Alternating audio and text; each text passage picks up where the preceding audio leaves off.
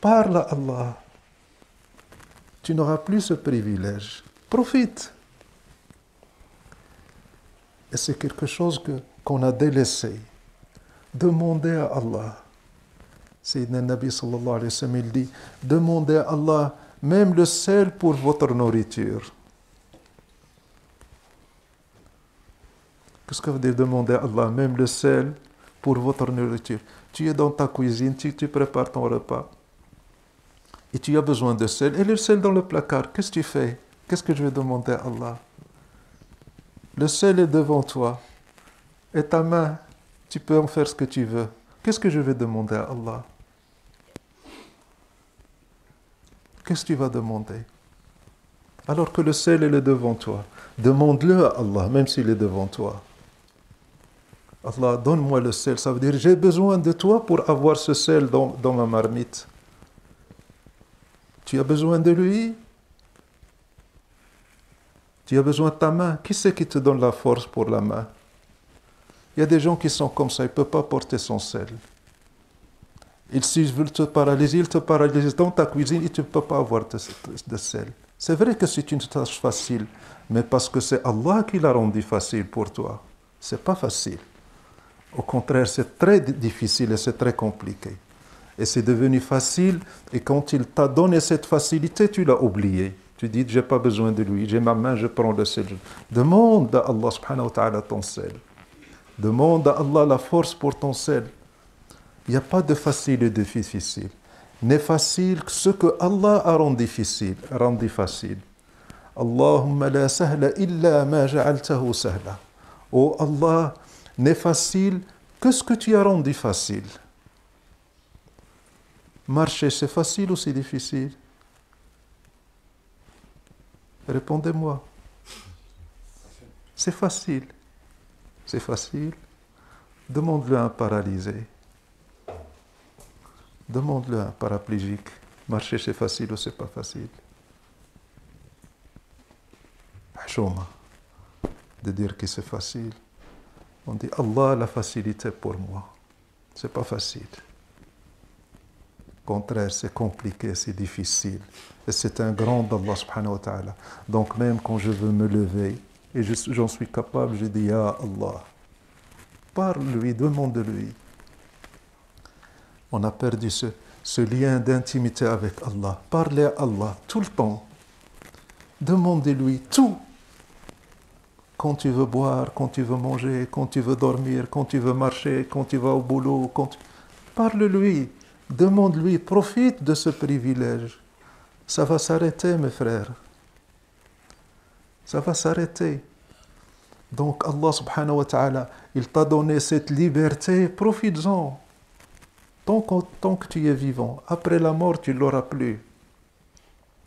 Donc l'amana et cette responsabilité, c'est ce lien, c'est ce privilège que tu as de t'élever et de te rapprocher d'Allah subhanahu wa ta'ala. Chaque moment de la vie, il faut le passer avec Allah, sous l'aile d'Allah subhanahu wa ta'ala, et suivant les recommandations d'Allah subhanahu wa ta'ala. Tout ce que tu fais, tes mouvements, ta vie, quand tu dors, quand tu manges, tout est adoration. Et parle-lui. Il y a des frères et des sœurs qui viennent chez moi et me disent, frère, j'ai ce problème, j'ai eu ça. Il dit, est-ce que tu as demandé à Allah avant de venir chez moi? Est-ce que tu lui as parlé? Il t'a ouvert une porte pour que tu lui parles. Est-ce que tu as demandé à Allah? Il dit, non, je n'ai pas demandé. J'ai des problèmes avec mon fils. Est-ce que tu as demandé à Allah? Demande à Allah. Prie. Réveille-toi la nuit. Demande à Allah subhanahu wa ta'ala. Ne romps pas ce lien que tu as avec Allah subhanahu wa ta'ala. Et c'est ce lien qu'Allah subhanahu wa ta'ala nous a imposé, les prières pour que ce lien existe. Avec le bâton, il t'a imposé 5 prières par jour pour que tu te mettes devant lui, que tu lui parles et que tu lui demandes. Allah subhanahu wa ta'ala t'impose que tu lui parles. Il te dit, parle-moi. Parle-moi par la force. Et tu te mets debout dans ta prière et tu lui parles. Et tu fais même pas, tu prêtes même pas attention. Allah Akbar, alhamdulillah, Allah Akbar, Allah Akbar, salam alaikum, salam alaikum. Profite. Il y a quelqu'un, quand tu fais beaucoup de soujoud, quand tu te prosternes beaucoup, pourquoi on se prosterne beaucoup, on reste beaucoup? On a trop de choses à lui demander. Et croyez-moi, quand tu commences à lui parler, et quand le lien se réalise, tu ne peux plus arrêter. Tu lui parles, tu lui dis des choses, et tu commences à entendre des réponses, et tu rentres dans le plaisir de la conversation avec Allah subhanahu wa ta'ala. Parle-lui, ne coupe pas ce lien. Ce moment de prière, Allah subhanahu wa ta'ala, il l'a fait pour que tu lui parles. Il te l'a imposé pour que tu lui parles. Parce qu'il a besoin de papoter Allah. Hein? Parce qu'il a besoin de ta conversation. Parce que toi, tu as besoin de lui. Donc si Allah subhanahu wa ta'ala nous a donné cette liberté, utilisons notre liberté pour choisir notre soumission à lui.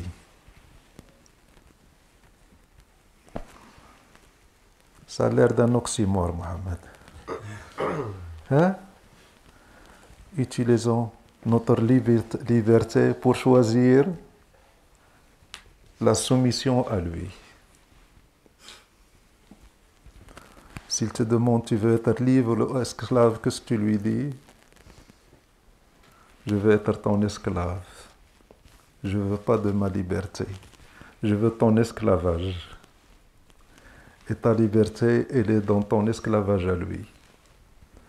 C'est pour ça que le plus grand degré que peut atteindre l'homme, c'est l'esclave.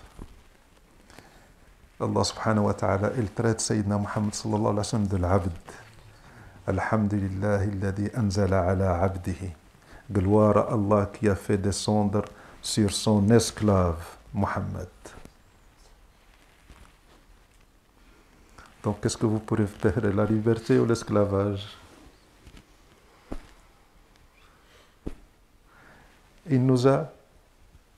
On aurait dû choisir son esclavage, mais on a choisi la liberté.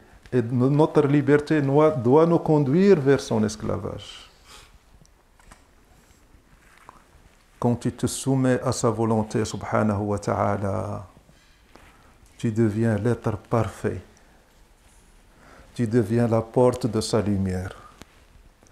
Et toutes les créations viennent à toi, parce que tu deviens le distributeur de la lumière d'Allah subhanahu wa ta'ala sur la terre, par ta soumission à lui. Donc, il nous a donné le choix. Il nous a donné la liberté.